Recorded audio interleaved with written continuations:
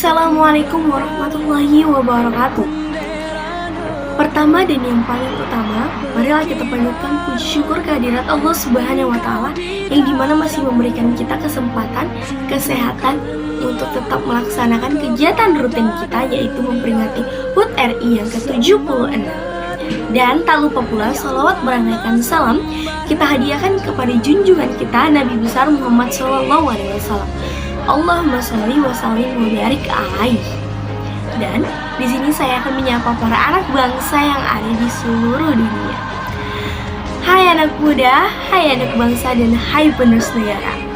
Semoga kalian selalu dalam lindungan Allah Subhanahu wa Ta'ala ya. Dan tak lupa pula hormat saya kepada para rekan dan juri-juri yang hadir menyaksikan video orasi saya ini.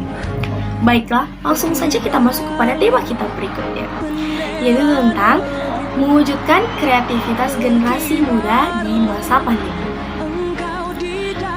Sebelum kita masuk kepada tema kita, marilah kita mengingat sejenak kemerdekaan kita itu seperti apa. Kemerdekaan adalah keadaan di suatu negara atau bangsa sudah memiliki haknya sendiri, cita-citanya sendiri untuk membangun pemerintahannya sesuai dengan apa yang diinginkannya sendiri. Jadi kemerdekaan itu memang sudah merupakan hak kita dan tidak bisa diganggu-gugat lagi. Dan ingatlah selalu teman-teman, kemerdekaan itu sudah kita raih sekarang 76 tahun.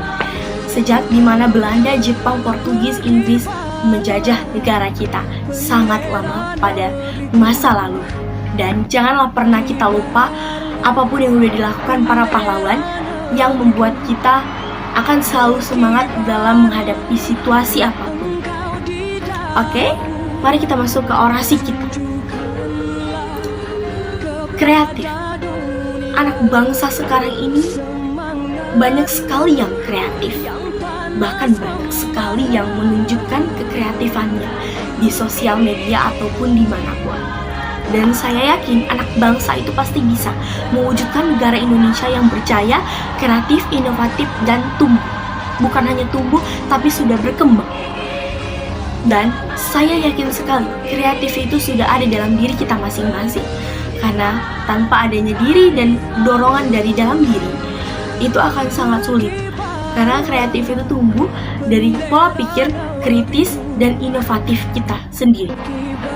Dan ingatlah, satu contoh tokoh masyarakat kita yang sangat-sangat luar biasa, yaitu almarhum B.J. Habibie, yaitu Pak Habibie, yang sangat saya banggakan sekali. Dia merupakan anak bangsa, mahasiswa, anak negara yang sangat-sangat luar biasa, dan dia merupakan aset negara yang sangat-sangat luar biasa. Kenapa? Karena pada usianya yang sangat dibilang muda, dia mampu menciptakan hal yang belum tentu bisa pastinya diciptakan orang lain di pada masa itu, yaitu membuat sebuah kapal terbang, atau bisa dibilang sekarang itu adalah pesawat terbang ya. Pesawat terbang ini sudah banyak sekali yang menggunakannya di mancanegara ataupun di dunia. Karena berkat dialah kita sekarang ini bisa menikmati yang namanya pesawat. Mungkin kalau beliau tidak ada, mungkin sampai sekarang kita belum bisa menemukan itu. Luar biasa anak bangsa kita. Dan karena dialah saat ini kita terkenal di seluruh mancanegara atau seluruh dunia.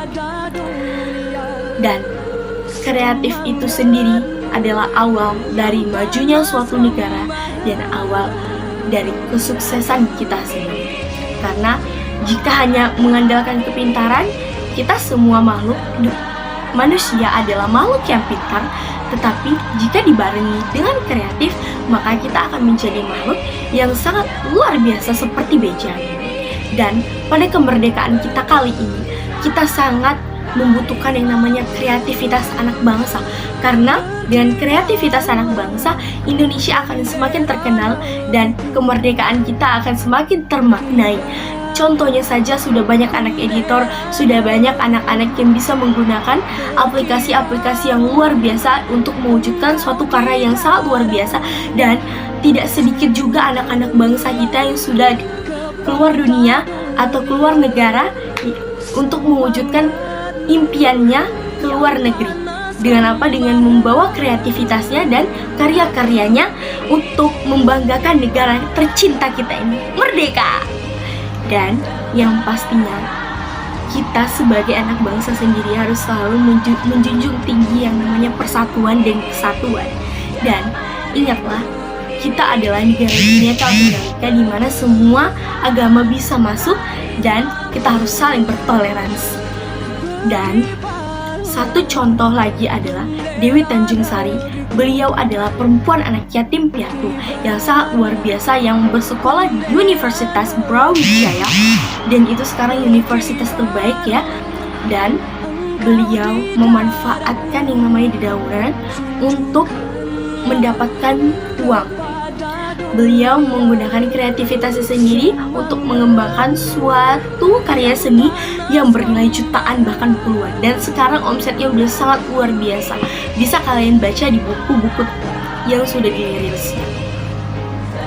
Dan pada kesimpulan kali ini, marilah kita tarik kesimpulan bahwasanya kreativitas anak bangsa itu sudah sangat luar biasa.